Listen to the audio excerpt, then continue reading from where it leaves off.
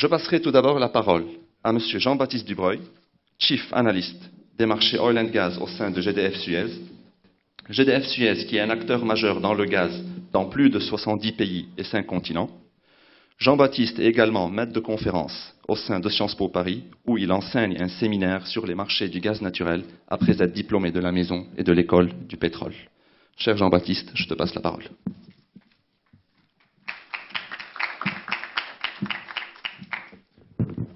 Sabah el-Khair, good morning, almost. Bonjour à tous. Merci beaucoup Jean-Paul pour cette introduction. D'abord, je tiens à remercier les organisateurs pour m'avoir invité à intervenir dans ce débat qui s'annonce d'ores et déjà passionnant. Les 2 premières sessions en ont donné la preuve. Cher Président, je vais m'engager à faire une présentation en 5 minutes, histoire de pouvoir la faire en 10 minutes, si ça vous va. Je souhaitais vous faire un vibrant plaidoyer sur la place du gaz naturel dans le marché mondial, mais j'ai pu constater avec plaisir que ce point de vue est déjà partagé au sein de l'Assemblée. Il a été traduit dans les précédentes présentations. Donc je vais devoir un petit peu réorienter le contenu des slides qui sont ici pour éviter d'avoir à vous infliger des arguments qui ont déjà été présentés. Je vais me contenter d'essayer de vous faire passer quelques messages qui me semblent importants sur le développement du gaz naturel et son importance au niveau local et régional. Excusez-moi. Le premier message, qui est un rappel pour les plus expérimentés d'entre nous et un encouragement pour les étudiants et les jeunes professionnels parmi nous, c'est que le secteur de l'énergie est un secteur en évolution et qui connaît de multiples défis. Quand j'ai commencé dans ce secteur, au début de ce millénaire, la situation était légèrement différente. On avait un baril de pétrole qui était aux alentours de $15. Les États-Unis étaient promis à devenir un grand importateur de gaz naturel. La question du réchauffement climatique faisait débat. Il y avait un certain nombre de sceptiques. Et ceux qui proposaient le développement des ressources d'énergie renouvelable étaient considérés comme de doux idéalistes. Donc vous pouvez voir à travers ces quelques exemples qu'il n'y a pas besoin, si vous êtes aujourd'hui étudiant, jeune professionnel, il n'y a pas besoin d'aller dans le secteur des télécoms pour trouver des défis, pour trouver une industrie qui se renouvelle en permanence. Il faut venir dans le secteur de l'énergie, parce que des défis, on en a beaucoup, et on a besoin de gens pour les porter et pour aider cette industrie à continuer à y faire front. Plus spécifiquement, excusez-moi,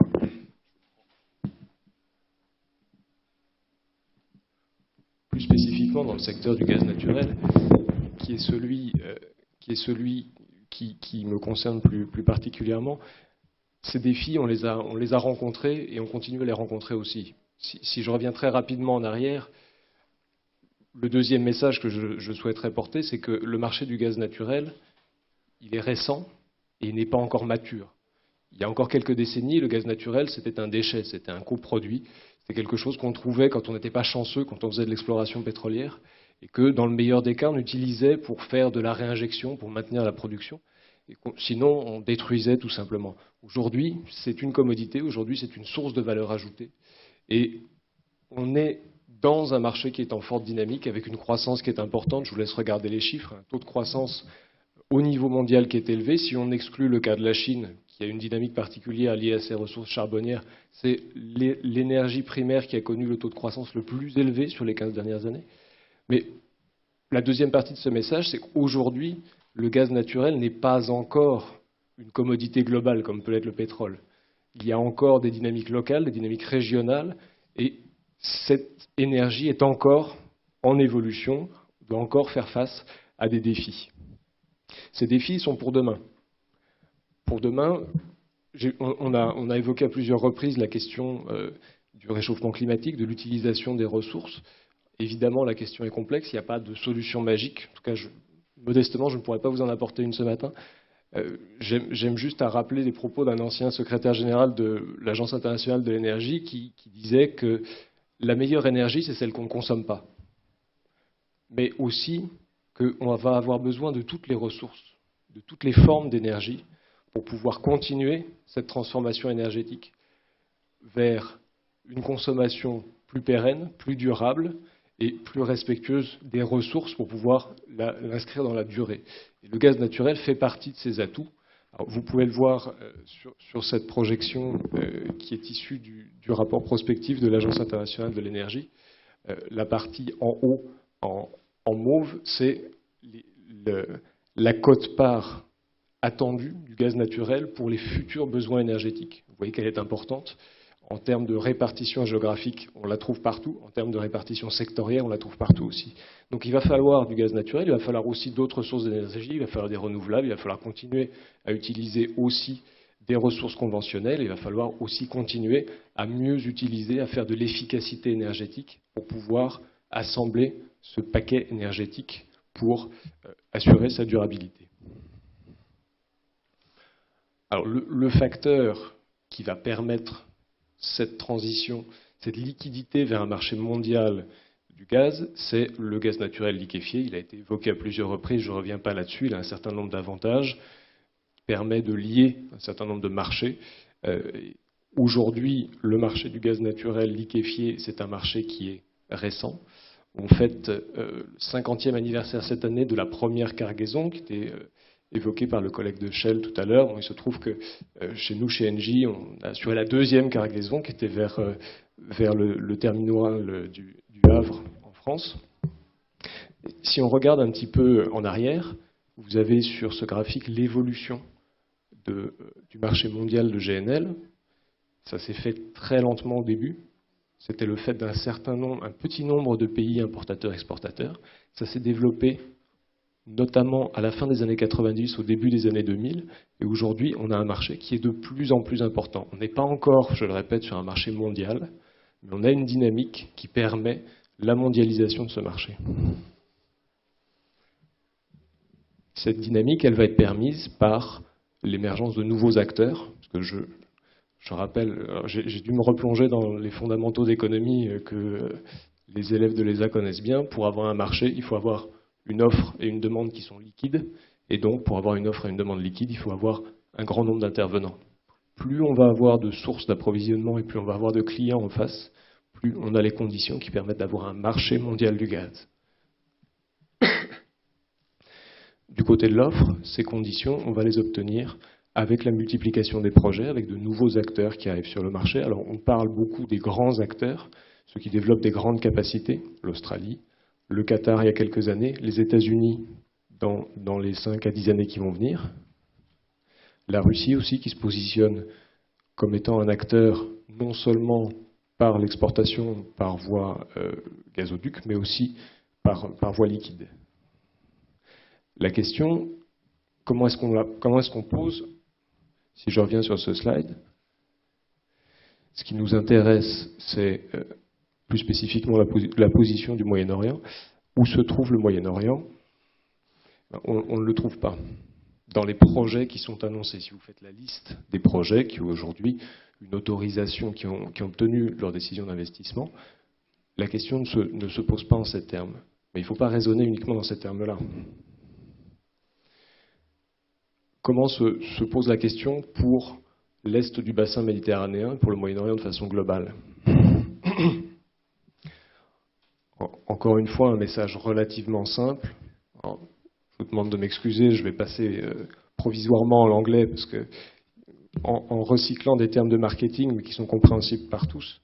Le premier, c'est « small is beautiful ». Tout le monde dans le domaine a les yeux rivés sur les méga projets de GNL, soit les projets américains, les projets australiens, les grands projets futurs de développement sur la côte est africaine. Mais il y a de la place aussi pour des projets de taille intermédiaire pour servir des marchés qui n'ont pas besoin d'avoir un approvisionnement récurrent et de taille importante. Le deuxième message, c'est penser globalement mais agir localement. Très bien, on regarde sur une carte, aujourd'hui, l'Est du bassin méditerranéen, géographiquement bien positionné entre les différents marchés matures, qui sont des marchés qui aujourd'hui ont atteint un niveau de demande et de développement qui va plafonner, sur lesquels la concurrence sur l'offre est relativement importante et sur lesquels on écoule des gros volumes. Ce qui est intéressant sur cette carte, ce n'est pas les points correspondent à la consommation actuelle, c'est les points qu'on ne voit pas encore. C'est ceux qu'on trouve dans le premier cercle. Ce sont les futurs pays importateurs de GNL à proximité du Liban, à proximité du bassin est méditerranéen. Et du Maroc jusqu'au sous-continent indien, il y a des projets un peu partout pour importer du GNL, mais pas pour répondre à des besoins en base importants qui correspondent à des méga-projets de type qatari avec des trains de 6 à 8 millions de tonnes, mais qui répondent à des besoins plus locaux, sur une capacité plus flexible, sur lesquels des projets de taille plus raisonnable peuvent trouver un marché de niche. Alors la question des stratégies d'approvisionnement et d'exportation, il faut les poser en regard de différents aspects qui ont été évoqués notamment au cours du précédent panel. D'abord, et de façon prioritaire, il faut avoir un environnement local qui permette de favoriser, de sécuriser le contexte des investissements. Donc évidemment, un environnement de prix au niveau mondial qui met en confiance les investisseurs, la volatilité n'étant pas la principale caractéristique qui favorise les investissements. Il faut des conditions en termes juridiques, fiscaux, au niveau des pays qui accueillent ces développements, qui permettent d'attirer des investissements, ce qui garantit l'accès à la ressource et sa pérennité. Il faut une logique de développement aussi par rapport à un marché local. Je reprends à mon compte ce qui était dit lors du précédent panel.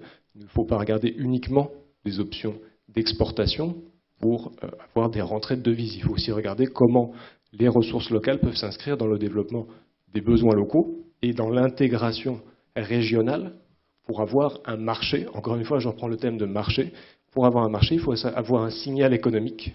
Il faut avoir des acteurs qui sont mis en concurrence et qui répondent à un besoin d'un consommateur. Et c'est en développant ces conditions-là qu'on peut permettre d'avoir une organisation qui est pérenne au niveau local et ensuite, dans une perspective, pour pouvoir l'exporter. La question de l'exportation,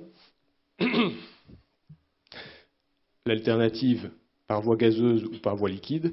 Par voie gazeuse, ça a été évoqué lors du précédent débat, des projets, on en entend très régulièrement au niveau de la région. Je vais vous les lister rapidement. Vous avez le South Stream, le Turk Stream, le White Stream, le Med Stream, l'augmentation de l'Arab Gas Pipeline. Ce sont des solutions qui se confrontent à un certain nombre de problèmes de gestion du transit, de négociation avec les pays de transit, de mise en concurrence frontale avec des acteurs dominants que sont la Russie par exemple, et de déboucher sur des marchés comme l'Europe occidentale qui ont des perspectives de croissance relativement modérées. Le GNL, s'il est conçu dans une approche flexible, avec des volumes qui permettent justement de jouer sur des arbitrages, sur un marché qui est connu, sur lequel il y a une valeur ajoutée parce qu'on est dans un environnement régional. L'idée n'est pas forcément d'aller tout envoyer, de regarder vers la Chine, de regarder vers le Japon, mais de regarder quels sont les besoins au niveau local sur lequel un acteur de taille raisonnable peut avoir une valeur ajoutée sur lesquels les gros acteurs ne vont pas se positionner. Juste en un mot pour conclure sur cette intervention. Nous sommes au sein d'Engie un des pionniers du développement du GNL au niveau mondial, représenté, comme le disait Jean-Paul, dans 70 pays et sur 5 continents. Nous avons aujourd'hui une des flottes de transport de GNL les plus importantes au monde et nous soutenons les différentes initiatives en termes de développement du GNL sur un développement mondial pour permettre au GNL d'être le liant de ce marché mondial du gaz, mais aussi sur des initiatives régionales afin de développer les ressources pour les besoins des marchés locaux. Merci beaucoup.